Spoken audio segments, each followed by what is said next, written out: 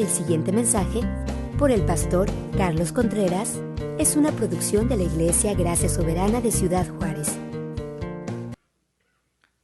Primera de Juan, capítulo 4, versículo 10.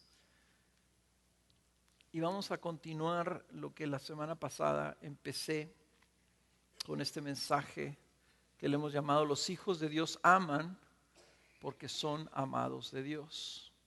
Esta sería la segunda parte. Si ustedes no vinieron la semana pasada, y varios de ustedes faltaron la semana pasada, necesitan escuchar esa primera parte, porque sin esa primera parte, esta segunda parte no tiene todo el sentido que debe tener. No son dos mensajes separados, son dos mensajes unidos, deben estar unidos. Inclusive va a haber un ligero traslape porque voy a repetir un par de cosas que no creo que hayan quedado suficientemente claros de la semana pasada. Entonces yo les animo, si ustedes no lo escucharon, lo pueden escuchar en la página web, pueden escuchar en el podcast también de Gracia Soberana, o lo pueden adquirir el día de hoy. Le voy a pedir a los de los reproducción que reproduzcan también de la semana pasada para que lo puedan ustedes adquirir. Aquí es importante que lo escuches si es que no lo hiciste y no fuiste a tu grupo de casa donde lo hayan comentado.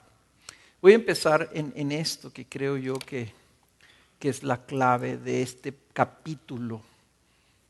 Y no sé si sea la clave de toda la carta, pero es la frase que marca lo que he estado tratando de predicar. Y dice en el versículo 10, en esto consiste el amor, no en que nosotros hayamos amado a Dios, sino en que Él nos amó a nosotros y envió a su Hijo como propiciación por nuestros pecados.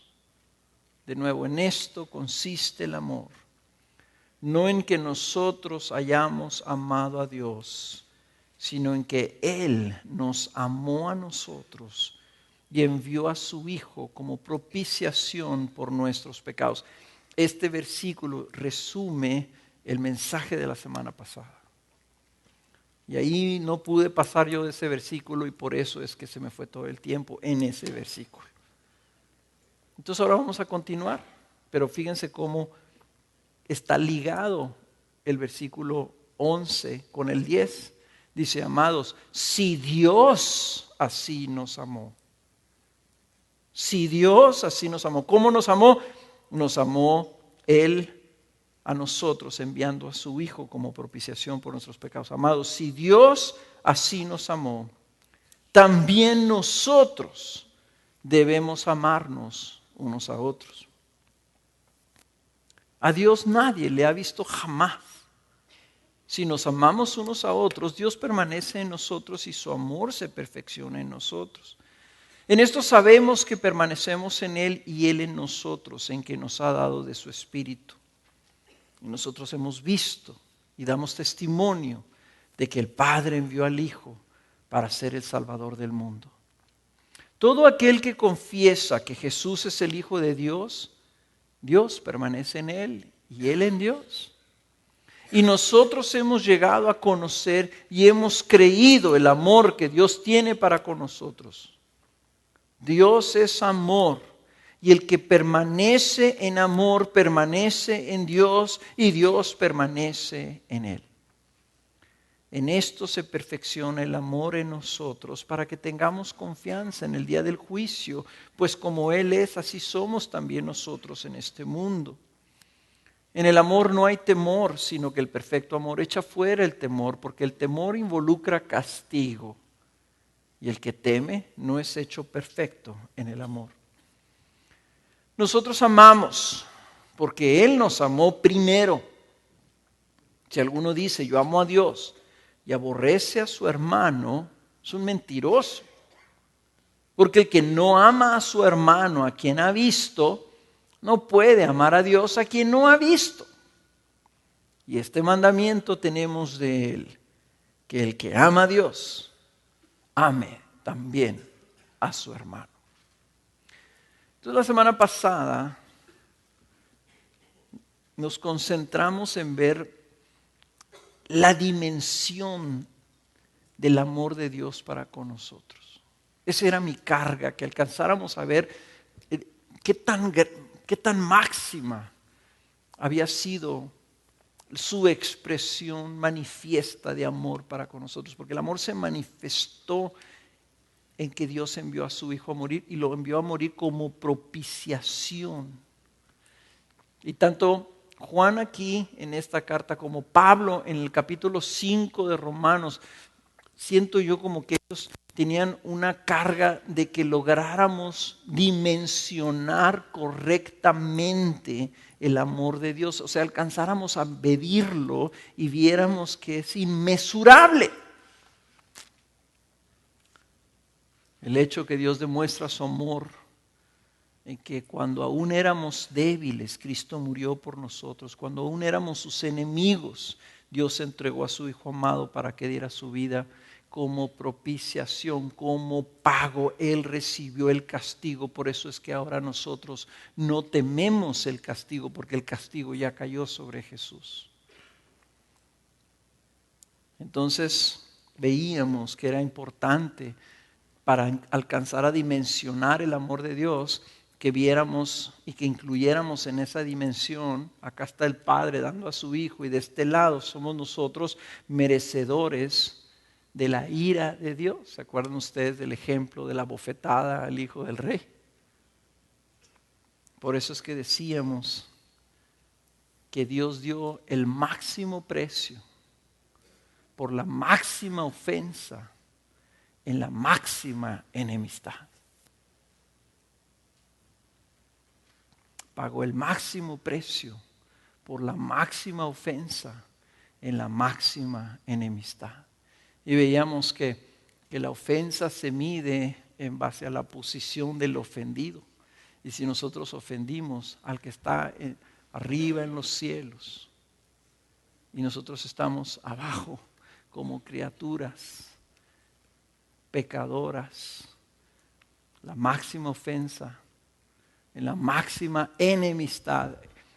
Enemistad es la palabra que describe la distancia entre la santidad de Dios y nuestra bajeza, ¿verdad? Nosotros estamos acá abajo y Él está allá arriba en santidad, la trascendencia de Dios, lo inalcanzable de Dios. Entonces veíamos, ese es el amor de Dios, el que alcanzó esa enemistad para adoptarnos como sus hijos. Esa es la expresión de su amor. Por lo tanto, no basta con conocer ese amor, no basta ni siquiera con asombrarse de ese amor, sino que dice Juan que debemos nosotros creerlo y abrazarlo. Y hablamos a aquellos que no habían aún abrazado el amor de Dios, que respondieran creyendo a ese amor. Y si ellos se daban cuenta que estaban acá, la manera de abrazar el amor de Dios era por medio del arrepentimiento de sus pecados y del reconocimiento de Jesús como su Salvador. Venimos a Él reconociendo nuestra condición en arrepentimiento, pero también como creyentes nosotros necesitábamos perseverar en ese amor, en esa fe de creerle a Dios en su amor y resistir la tentación de creer que ese amor dependía de nuestro comportamiento, y aún revisando nuestra vida a ver si había temor de castigo en nuestra vida. Entonces eso fue la semana pasada. Esta semana vamos a continuar con esta segunda parte de este pasaje y vamos a ver dos cosas muy importantes, dos cosas. Y las dos tienen que ver con el hecho de cómo experimentamos el amor de Dios y cómo respondemos al amor de Dios. Cómo experimentamos y cómo respondemos al amor de Dios. La primera de esas preguntas, o la primera respuesta a esa pregunta, es que nosotros experimentamos y respondemos al amor de Dios permaneciendo en Él. Experimentamos y respondemos a su amor permaneciendo en Él. Y el amor de Dios entonces nos ayuda a permanecer en Él. Noten, la semana pasada una de las cosas que me afectaba es que no iba a poder ver este pasaje. Y no lo iba a poder ver y no me dolía tanto porque no lo había visto yo en su plenitud. Pero esta semana al estar meditando y leyendo otras cosas, el Señor me mostró un poquito sobre la importancia de estos versículos. A partir del versículo 11 dice: amados, si Dios así nos amó, también nosotros debemos amarnos unos a otros. Obviamente ahí está muy claro que respondemos amando a otros, ¿verdad? Ese sería mi segundo punto, pero ahorita no lo vamos a ver todavía.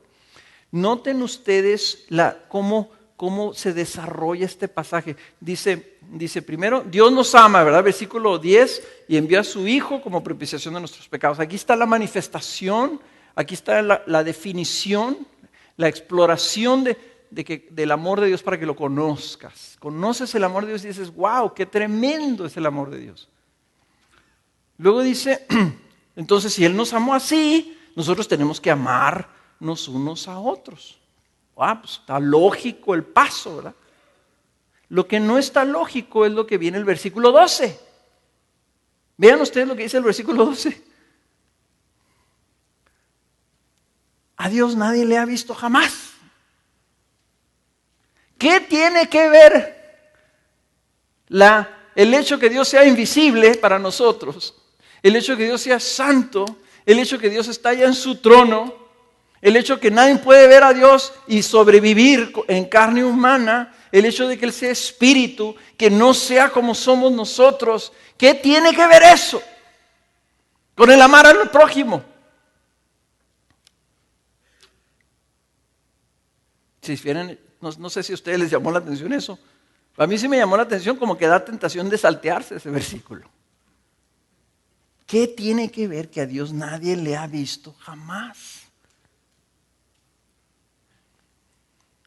Y luego dice el 13, el 12, a Dios nadie le ha visto jamás. Dice, si nos amamos unos a otros, Dios permanece en nosotros y su amor se perfecciona en nosotros. Peor, porque aquí como que tampoco tiene relación esto con el hecho de que Dios nadie le ha visto jamás. No nos explica esa expresión.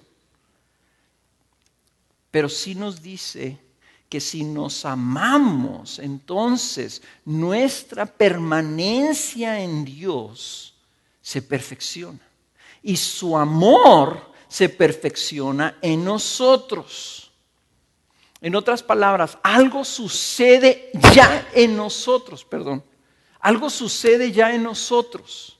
Cuando nosotros permanecemos en Dios y amamos al hermano, estas dos cosas que necesitan suceder,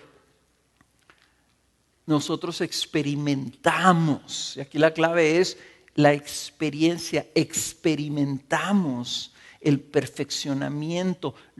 Perfección, cuando la Biblia habla de perfección, siempre piensen en completo, es la misma palabra de completar. Dice, se completa, como si se completara el ciclo del amor de Dios. Se completa el propósito de Dios, se completa el amor de Dios, dice, en nosotros.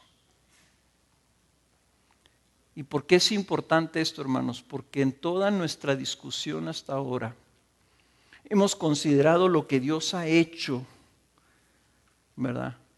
Hemos considerado la grandeza de su amor, pero no hemos considerado cómo es que el creyente, cómo es que tú y yo experimentamos el amor de Dios. Hemos visto cómo se manifiesta, pero ¿cómo lo experimentas tú? Ese es el punto. ¿Cómo lo vives tú? Lo voy a poner así, aunque no es un sentimiento. Pero ¿cómo lo sientes tú? ¿Cómo lo vives tú? ¿Cómo es que lo recibes tú y de alguna manera dices, yo sé que Dios me ama, yo experimento ese amor, yo lo vivo? ¿Cómo puede un ser humano sentir ese amor tan grande de Dios en él mismo?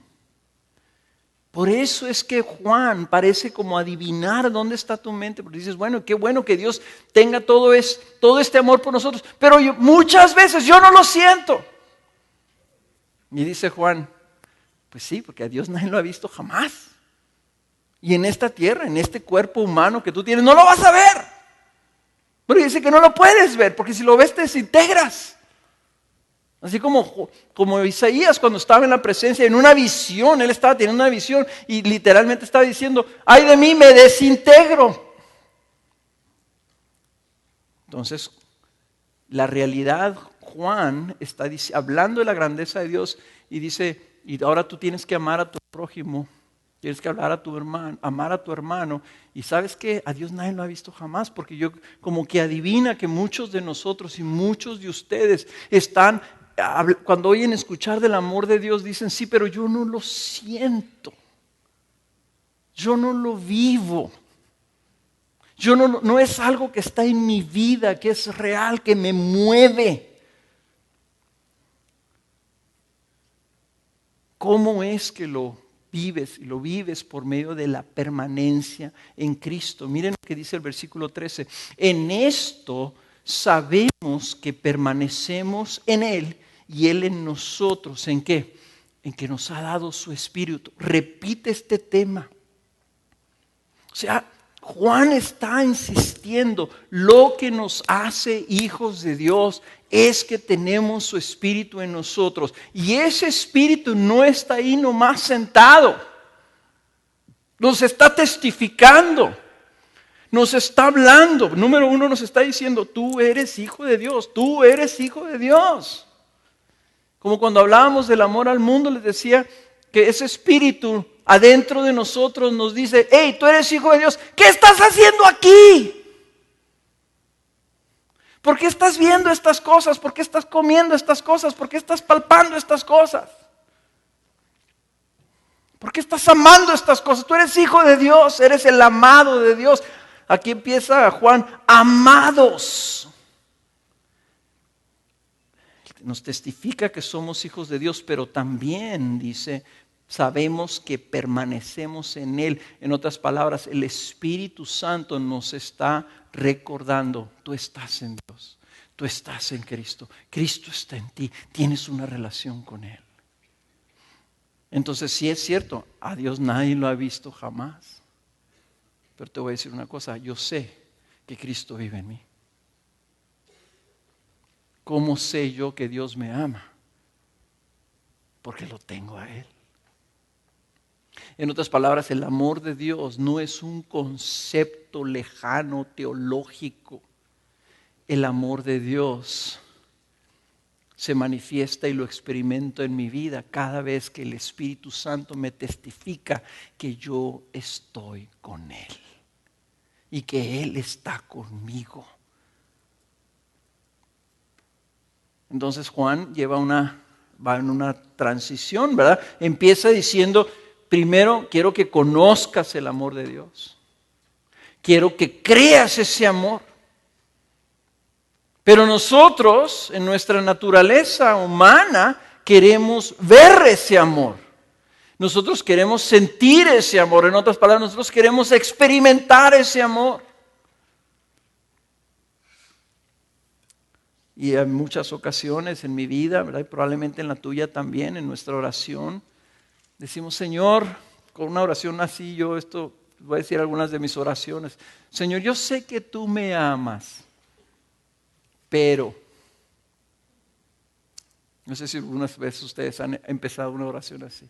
Señor, yo sé aquí arriba que me amas,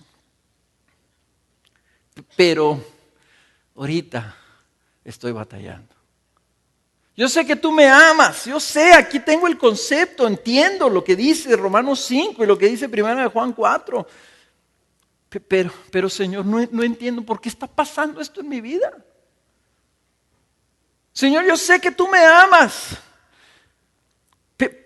pero ahorita me siento tremendamente alejado de ti. Señor, yo sé que tú me amas, pero cómo quisiera poder ver tu rostro ahorita y ver ese amor en tus ojos. Porque ahorita estoy pensando, Señor, que no me tienes mucho amor. No sé si ustedes se pueden identificar. Muchas veces en nuestra vida quisiéramos cerciorarnos de que el amor de Dios, ese amor inmenso, sigue allí constante como Él lo promete cuando nos dice: nunca te voy a dejar y nunca te voy a abandonar, y tú eres mi hijo para siempre y voy a hacer morada en ti y yo estoy contigo. O sea, Juan nos está diciendo: nuestro Dios nos ama así de increíblemente, y ese amor es real y verdadero, pero no lo puedes ver. Pero si tienes su espíritu, puedes permanecer en Dios, y entonces en esa permanencia es que tú experimentas su presencia en tu vida, y esa presencia en tu vida es la que te da a conocer su amor de una manera real en ti. ¿Cómo es que permaneces en Dios? ¿Cómo es que permaneces en Dios? Bueno, en este pasaje te está diciendo dos cosas. En lo que acabamos de leer te está diciendo dos cosas. Primero, permanecemos si amamos como Él nos ha amado. Okay. Permanecemos si amamos como Él nos ha amado. En otras palabras, cuando obedeces ese mandato de amarse los unos a los otros, estás permaneciendo en obediencia. Y la permanencia en su obediencia es fundamental para permanecer en su presencia. ¿Se acuerdan cuando hablábamos de la permanencia y les decía yo que la obediencia lo que hace es como las ovejitas cuando está el pastor y hace un fueguito, ¿verdad? Hace una fogata y están las ovejitas ahí alrededor del calorcito y la luz de la fogata. Pero si una de esas ovejas se levanta y empieza a caminar y alejarse del pastor, termina en las tinieblas. Sigue siendo oveja de ese pastor, pero allá anda tropezándose con los hoyos, enredándose con las espinas, ¿verdad? Y en peligro de que él agarre el lobo y le ponga una buena mordisqueada. ¿Cómo permaneces en la cercanía y en la comunión con Dios? Permanece obediente. Si dice el pastor: aquí tírense, échense ovejas, aquí van a estar, aquí voy a ponerles la fogata y aquí vamos a pasar la noche. Tú permaneces en Dios en obediencia. Y por lo tanto, si tú amas a los demás, tú vas a permanecer en Él. Y ese amor se va a perfeccionar en tu vida. Ahorita vamos a ver un poquito más de eso. Cuando habla de que su amor se perfecciona en nosotros, quiere decir que se completa, que madura. Y cuando algo madura, si tú tienes un árbol de manzanas y tú dices: ya es un árbol maduro, quiere decir que ya está dando manzanas, ya está dando fruto. Ya ese árbol, si tú dices: no, lo acabo de plantar el año pasado, aún no da manzanas, ese manzano no se ha perfeccionado todavía. El propósito del árbol es que dé fruto. El propósito de nosotros, como lo vimos, es que nosotros llevemos mucho fruto. Juan 15, en esto es glorificado nuestro Padre, en que llevéis mucho fruto. Y es un pasaje que habla de la permanencia. Entonces el mismo apóstol aquí nos está hablando de la permanencia en el Señor y nos está diciendo que nosotros entonces estamos llamados a amar y que nuestro fruto de amor perfeccione el amor en nuestras vidas. No hay perfeccionamiento de ese amor si no hay expresión de ese amor en nuestras vidas. Ahora, tú dices: ok, lo entiendo, pero yo ¿cómo experimento el amor? Ponte a pensar en esto. Jesús dijo, el apóstol Pablo nos dijo que Jesús les enseñaba esto a sus discípulos: es mejor dar que recibir. Dime tú si no es cierto que cuando tú amas desinteresadamente, incondicionalmente te das a otro. Dime tú si no es cierto que tú sientes ese amor, que tú experimentas ese amor. Lo que te está diciendo Dios es algo que yo les he tratado de enseñar a mis hijos. Fuimos hechos para amar. Cuando actuamos en egoísmo y nos amamos a nosotros mismos, es como un calcetín invertido, ¿verdad? Estás al revés, por eso no funciona. O sea, fuimos hechos para amar, para dar, no para tomar, no para quitar, no para aspirar a estar quitando de los demás, sino para amar y darnos a los demás. Por eso es que los mandamientos del Señor se resumen en amar.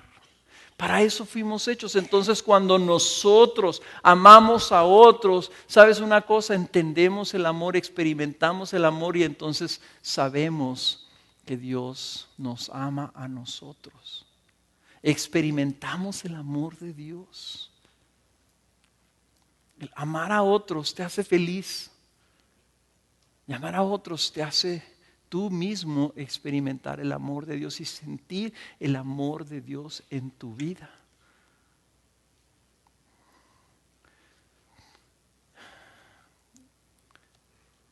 George Whitefield, que es un predicador favorito mío que vivió en el siglo XVIII, durante el avivamiento de Estados Unidos del siglo XVIII.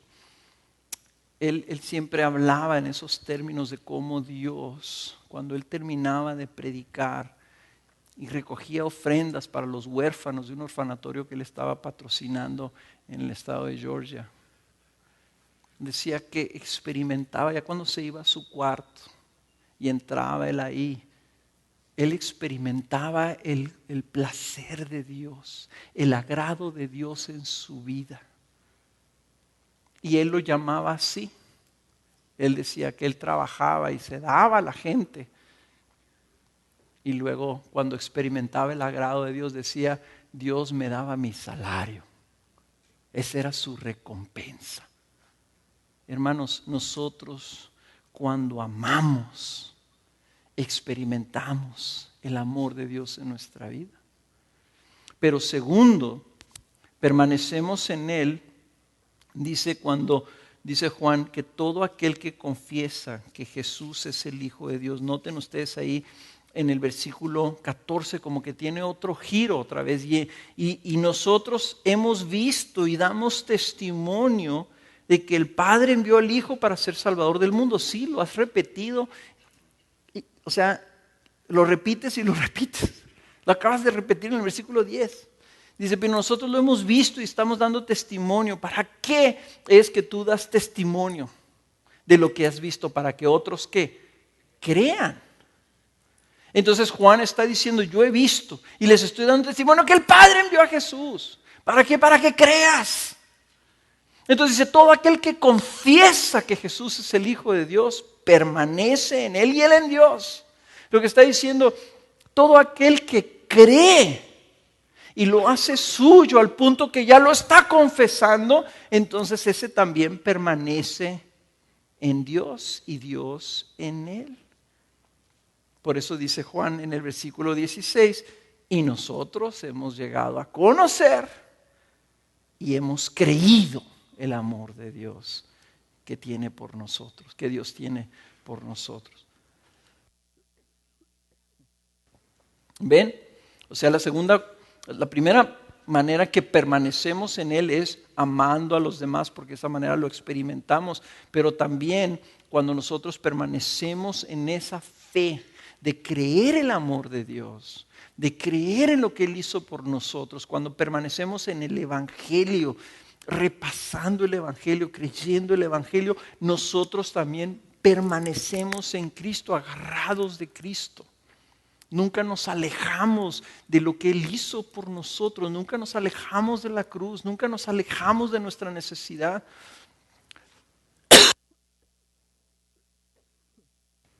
Nunca nos alejamos de que Él es nuestro Salvador. Y esto entonces nos lleva a permanecer en esa fe del amor. Lo que Él está refiriéndose, ¿verdad? Es que permanecer en esa fe es la clave. manteniéndonos creyendo el amor de Dios es la clave para permanecer en ese amor. Miren, y aquí es donde quisiera repasar un poquito que no sé si quedó claro la semana pasada o no. No está diciendo Juan que lo que nosotros tenemos que hacer es mantenernos amando a Dios. Fíjense que no dice, tú la manera que permaneces en el amor de Dios es amando a Dios. Dice, ama a tu prójimo. Si Él nos amó así, no dice, si Él nos amó así, entonces ahora tú debes de amar a Dios. Qué curioso que no dice eso. ¿Por qué no dice eso? Porque en el versículo Dios dice, en esto consiste el amor, no en que nosotros hayamos amado a Dios, sino en que Él nos amó a nosotros. En otras palabras, Dios no está diciendo, tú necesitas amarme a mí y sentir ese amor. Para permanecer, la clave de permanecer en Cristo es que tú estés creyendo y recibiendo el amor de Dios. Fíjate qué interesante. ¿Por qué? Porque lo que Dios hizo es un acto permanente, constante, incambiable.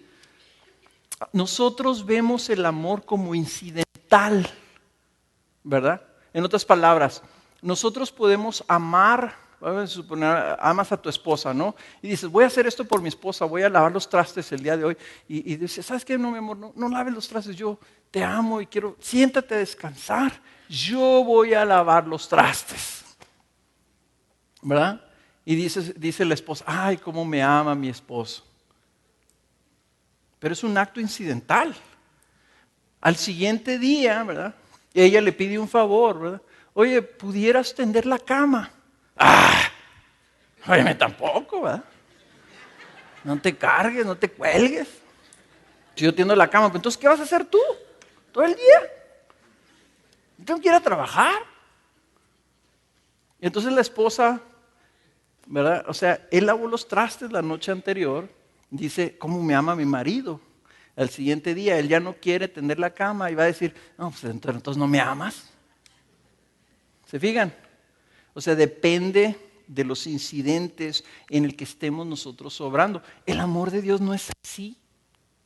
El amor de Dios no es, Él murió por nosotros en el pasado, ¿verdad? Pero ahorita, quién sabe si vuelva a morir por nosotros, ya conociéndonos. ¿Y el futuro? Quién sabe cómo nos vaya a ver cuando nosotros nos presentemos delante de Él. O sea, el amor de Dios no es incidental. Nosotros pensamos que así es, que está ligado a nuestro desempeño, pero no, su amor es permanente. Es un acto permanente de su amor hacia nosotros. Nosotros partimos del amor en base al desempeño. Si nos hemos portado bien, entonces hemos amado. Si nos hemos portado mal, entonces no estamos amando. Quiero que repasemos este pasaje, hermanos, porque aunque no es el pasaje clave, ¿verdad?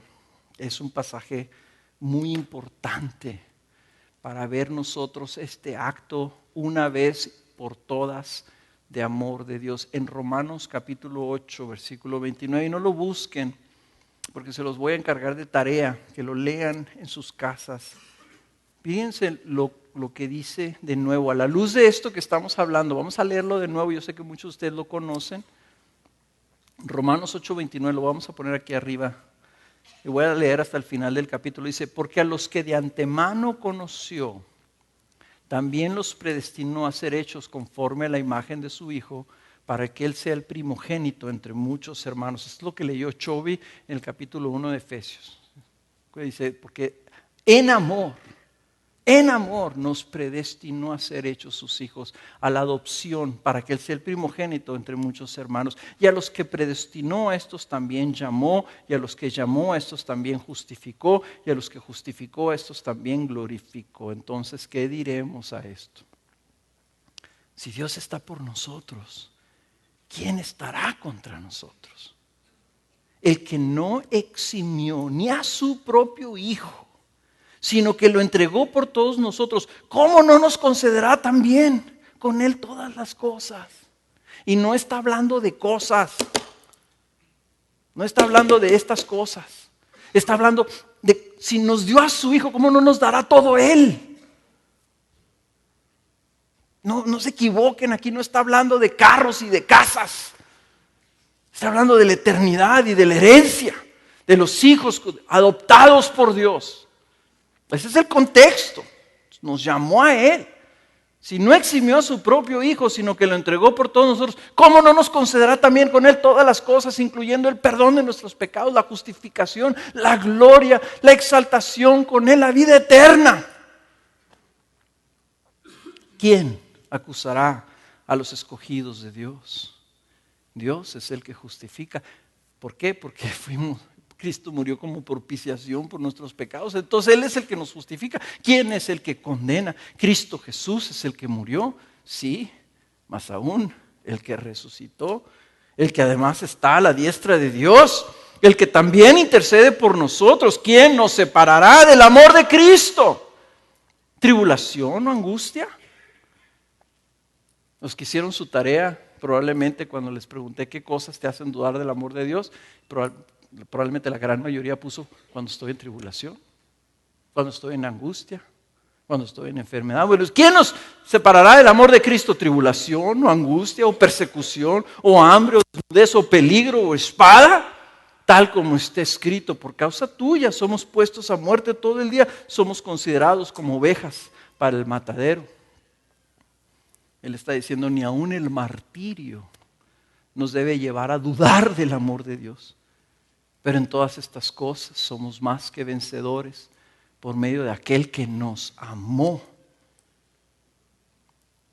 Fíjense que no está hablando de que nosotros somos victoriosos y tenemos el poder para triunfar.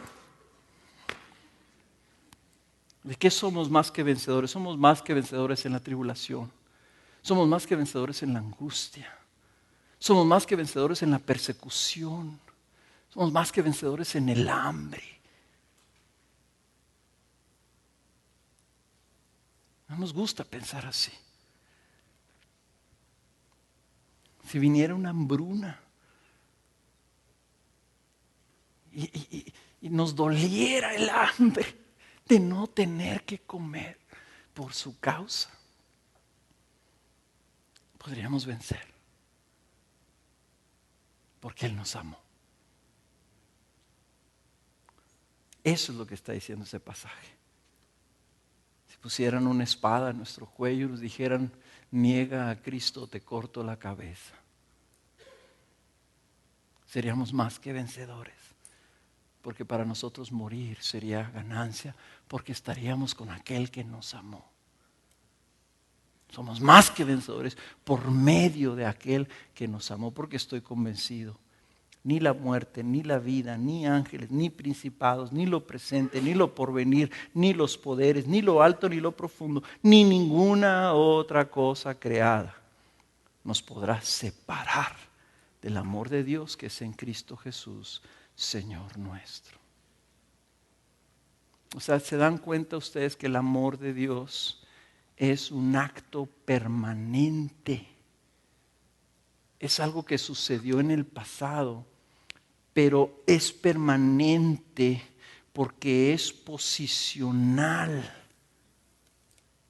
En otras palabras, nosotros fuimos tomados de enemigos a adopción como hijos. Entonces Él nos amó siendo enemigos y nos llamó. Por eso empieza el que nos predestinó, nos llamó, nos justificó, nos glorificó, nos tomó de aquí, nos traslada y nos hace sus hijos. Ya está. No es un acto transformacional, es un acto transformacional, no como nosotros, que son pequeñas expresiones de amor que hacemos. La de Él fue un acto una vez por todas. Murió, nos toma y nos pone en su reino como sus hijos. Por lo tanto, si Él ya hizo eso, ¿cómo estando aquí, dice la Escritura, no nos dará todas las demás cosas? Ven. Entonces nosotros permanecemos en Dios cuando permanecemos en esa realidad. ¿Cuándo es cuando no sientes el amor de Dios? Pues cuando estás en angustia.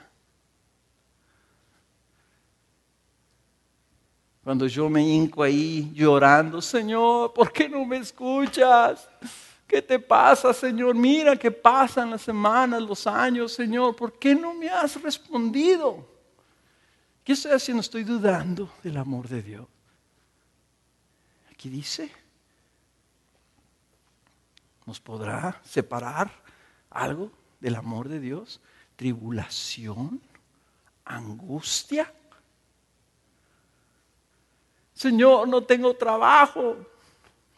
Mis hijos se van a morir de hambre. Y yo sé que es una cosa terrible. Terrible no tener trabajo. Y no saber cómo le vas a hacer el mes que entra. Le dice, Señor, ¿por qué me pones en estos aprietos? ¿Acaso no me amas? Lo que te está diciendo la Escritura. Dice, no puedes dudar el amor de Dios porque estás en dificultades. Y como nosotros no hemos experimentado la tribulación, la persecución, el que te maten porque eres creyente, como lo hacen en algunos otros países, entonces dudamos del amor de Dios. ¿Por qué? Porque se afecta nuestra comodidad y ligamos nosotros el amor de Dios como si estuviera Dios haciéndonos favorcitos, ¿verdad? Cuando que no podemos dudar del amor de Dios. Cuando tú permaneces en el amor, creyéndolo, o sea, puede ser que yo siga en angustia, pero esa angustia la tengo yo que traer a los pies de Cristo. Y dice, por nada estéis ansiosos. Yo cuido de las aves, ¿acaso no voy a cuidar de ti si a ti te amo? Si di mi vida por ti. Entonces mi oración más bien debe ser, Señor, yo sé que me amas y gracias por ese amor. Me lo demostraste cuando enviaste a tu Hijo Jesús a morir por mí en la cruz, gracias. Señor, ayúdame el día de hoy a experimentar de nuevo ese amor, a permanecer en ese amor, a nunca dudar de ese amor, a pesar de mis circunstancias adversas. Porque en estas circunstancias adversas tú me has dicho, Señor, que he vencido, que puedo salir adelante, que voy a salir adelante porque tú me amas y soy tu hijo. Si nos morimos de hambre porque no tenemos trabajo, Señor, estaremos contigo. Vivir es Cristo y morir es ganancia. ¿Será que ya quieres que nos vayamos contigo? Es un acto permanente. Es el cambio de una postura de llegar a ser sus hijos cuando éramos sus enemigos. Entonces, permanecer en eso, hermanos, es como tú te mantienes en esa manifestación o en esa experiencia de recibir el amor y de experimentar el amor en tu vida. La mejor manera de experimentar ese testimonio de amor es pedir que nos dé la gracia para identificarlo, que nos dé la gracia para recordarlo, que lo meditemos nosotros continuamente y estemos nosotros viviendo en ese beneficio.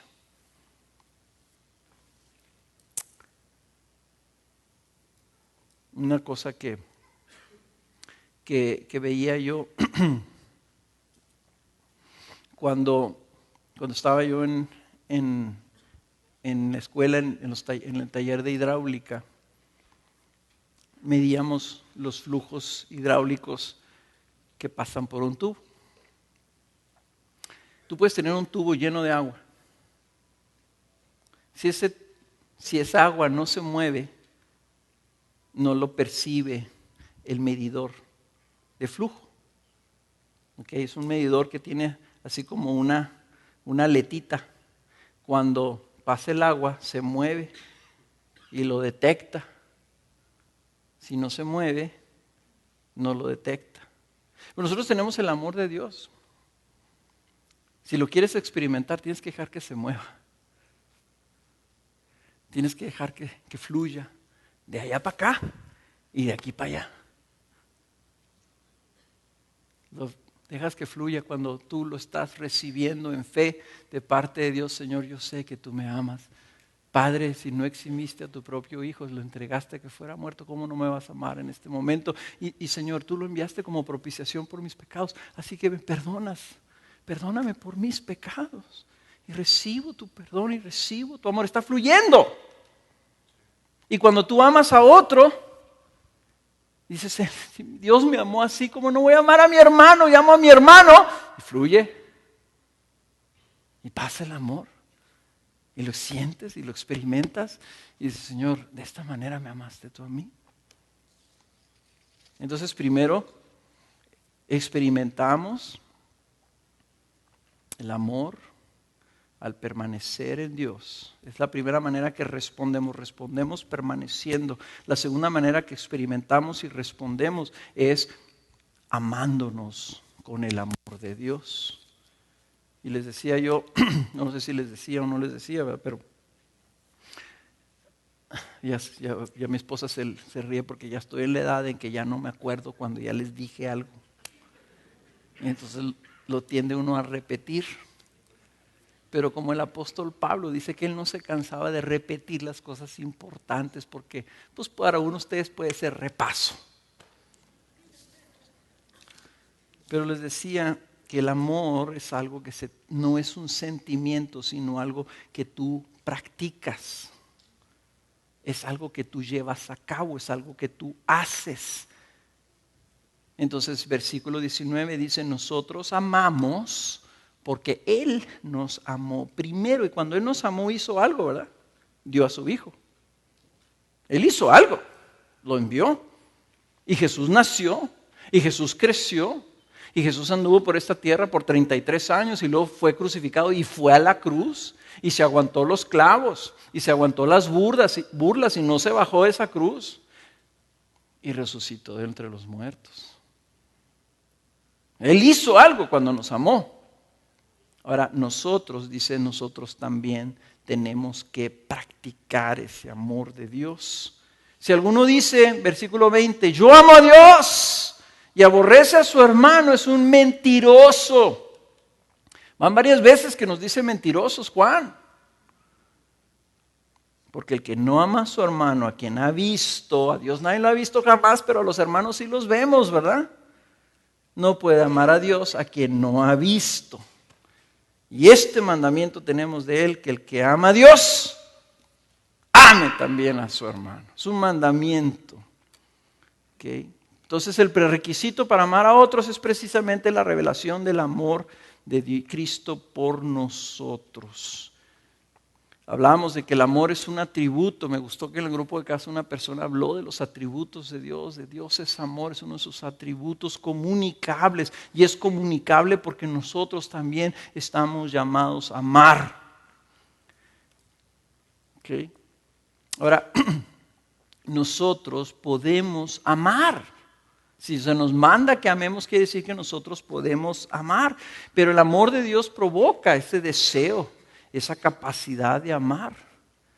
Pero el mandato a amar es un imperativo. Es un imperativo. En otras palabras, estamos obligados a amar.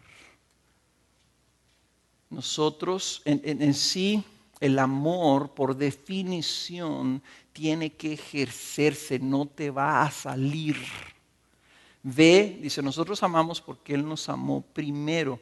Ve lo que tuvo que hacer Jesús. Él tuvo que decidir. El Padre tuvo que definir un día específico, que nosotros lo vamos a celebrar el 25 de diciembre. ¿Quién sabe qué día específico fue? Nadie sabemos, no se quedó registrado en un calendario oficial. Pero el día que haya sido fue un día específico. O fue un jueves, o fue un miércoles, o fue un domingo, o fue un lunes. Fue un día específico, de un año específico, de un mes específico, en un lugar específico. Nació Jesús. Y el Dios eterno experimentó hambre, frío, sueño, debilidad, etcétera, etcétera, etcétera. Hasta experimentar los clavos, los látigos, las burlas, los golpes, todo eso. Fue una decisión de Él. Su amor fue algo que Él tomó la iniciativa de hacer. Noten la palabra iniciativa. ¿Qué quiere decir iniciativa? Que lo inició Él. No se esperó a decir, vamos a juntar, ¿verdad? 10 millones de likes en Facebook que diga, ¿quién quiere que venga Jesús a morir por ellos? Ponle un like en Facebook para ver si logramos que venga Jesús. No, dice, cuando éramos débiles y no nos podíamos salvar y éramos sus enemigos todavía, Él tomó la iniciativa de amar. En otras palabras, el amor es inicial. El amor toma una decisión, por eso es que tiene que ser un imperativo. Porque si tú esperas a sentirlo, no, es que yo no siento amar al hermano. Estoy sintiendo, estoy esperando. Pues voy a ir al grupo de casa y luego un rato, ya que los conozca, entonces ya que sienta algo por ellos, entonces los voy a amar. Eso no es amor. Eso no es amor. Como tampoco es amor, por ejemplo, que tú ames a tus niños o a tus nietos. Yo amo a mis nietos, ¿verdad? Y les he dicho aquí que me gusta chuparlos. Se antojan, ¿no? Unos bebitos, así los niños, mamás, ¿a poco no se les antoja chupar a sus hijos, verdad? Entonces alguien inventó el beso, Dios nos dio los besos, ¿verdad? Para que en lugar de andarlos chupando como los perros, ¿verdad? Y los dejáramos embarrados, les damos un beso, espero que seco, ¿verdad? Y los niños se limpian los besos de su abuelita. Ay, abuelita. O sea, eso no es amor. Eso es un acto tremendamente egoísta. Nos encantan. Pero eso no es amor. Amor es lo que hizo Jesús, que se da a sí mismo. Amor es cuando esas mamás y esos papás corrigen a sus hijos, aunque les duela a ellos. Cuando los crían, cuando se dan, cuando apagan la tele para hablar con ellos. Cuando les leen en las noches, cuando se están dando a sus hijos. Ay, ¿cómo lo quiero? Sí, esa es la palabra correcta. Lo quiero. Fíjense que quiero significa es para mí. Yo lo quiero. Por cierto, los que se van a casar, ¿verdad? ¿Es igual? Tú no has empezado a amar a tu esposa. Vas a amar a tu esposa cuando te vayas a lavar los dientes y encuentres la pasta de dientes así. O vas a amar a tu esposo cuando vas tu esposa al refrigerador y abres el refrigerador y agarras el cartón, ¿cómo se llama? El galón de leche o el cartón de leche y está vacío. Y dices, ¿para qué lo guardas? Si está vacío. Tarugo.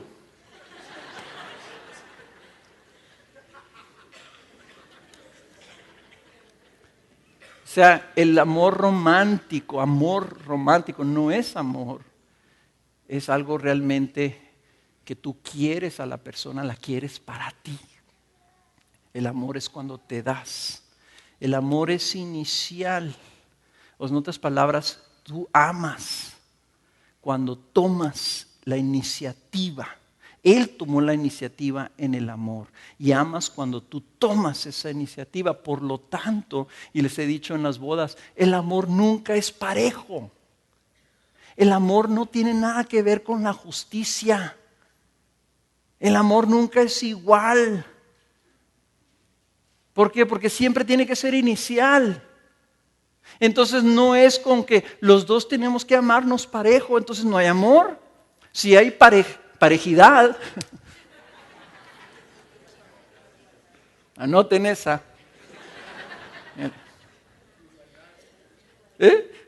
No, pero no se oye igual, ¿verdad? Parejo. Igualdad no suena, ¿verdad? Si no hay equidad, si hay equidad, entonces ya no hay amor, porque ya es pago. Ya es compensatorio, ya es condicional. No, a ver, tú fuiste el que me ofendiste, tú eres el que tienes que venir a pedir perdón. Yo no te perdono si tú no pides perdón primero. Entonces, si ahí es justo. Entonces, estás buscando justicia. No amor. No nos confundamos, el amor es inicial. Y saben una cosa, ningún cristiano va a amar a otra persona de manera inicial. Todos los creyentes vamos a amar a otra persona como un acto derivado del amor de Dios por nosotros. El amor de Él es el único que realmente fue inicial. Nosotros amamos porque Él ya nos amó primero. Entonces, si tú vas y tú dices, mi esposo es el que me ofendió, él es el que me gritó, él es el que me debe de venir a pedirme perdón, pero yo lo amo. Y porque Él me amó a mí cuando yo no le estaba pidiendo perdón, cuando yo era su enemigo, cuando yo estaba mal, entonces yo voy a perdonar. Aunque a mí no me pidan perdón. Aunque Él deba tomar la primera parte. Entonces yo voy a amar. Porque Él me amó a mí primero. Entonces, si nuestro amor ya viene siempre después del amor de Él, ¿qué estás esperando para amar? ¿Qué estás esperando para expresar tu amor a otra persona?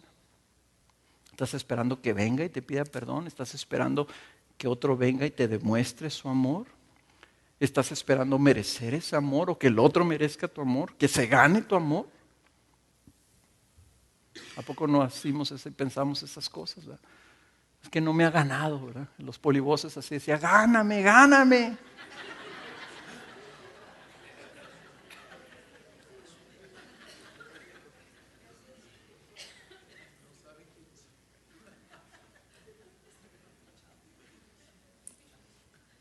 Ahí es donde entra la incongruencia que habla la Escritura.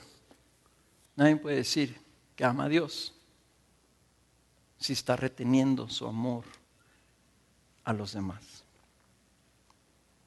La iglesia, hermanos, de eso se trata. La iglesia es la comunidad de amor de los hermanos que nos amamos unos a otros de manera inicial.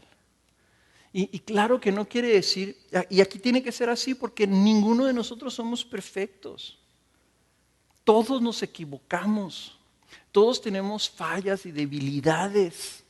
Si tú estás esperando amar a una persona, cuando esa persona venga y te salude, ni ella está amando, ni tú tampoco.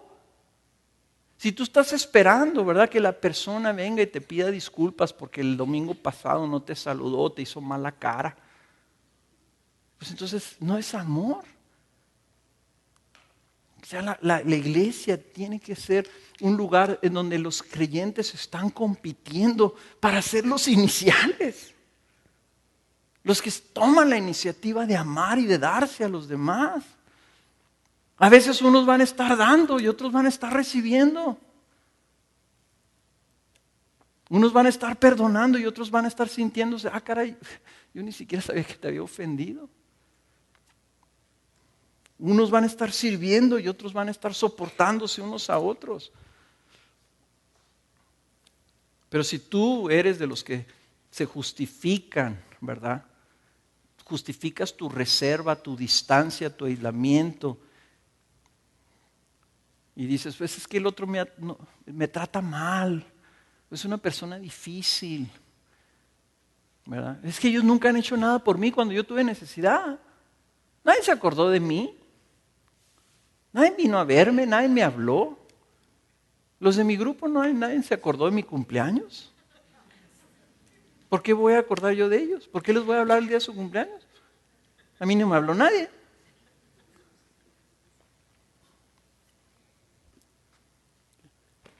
No andes diciendo entonces que amas a Dios.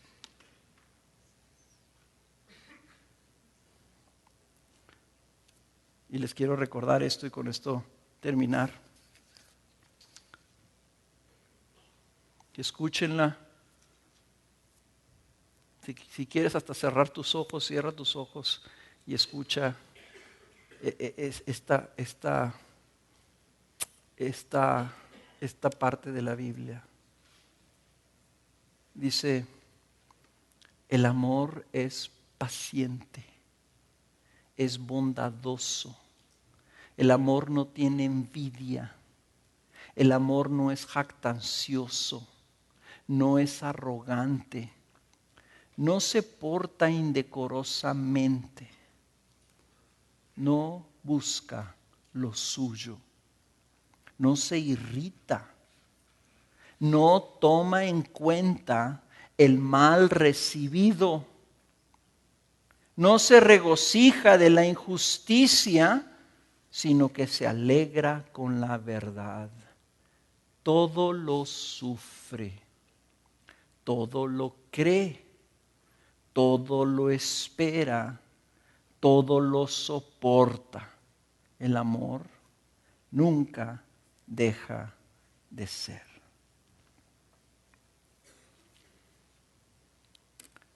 Yo quisiera que nos preguntáramos o les preguntáramos a las personas que nos visitan,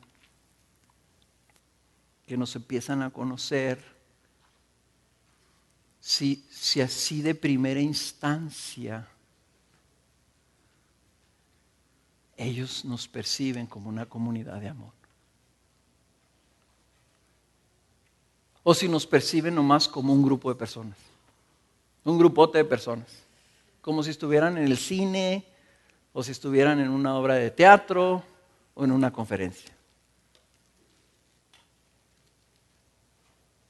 O si realmente somos una comunidad de amor. Cuando vino Job y Marvin y Carlos y fueron a los grupos de casa, esa era mi pregunta. ¿Percibiste tú que los hermanos ahí se aman?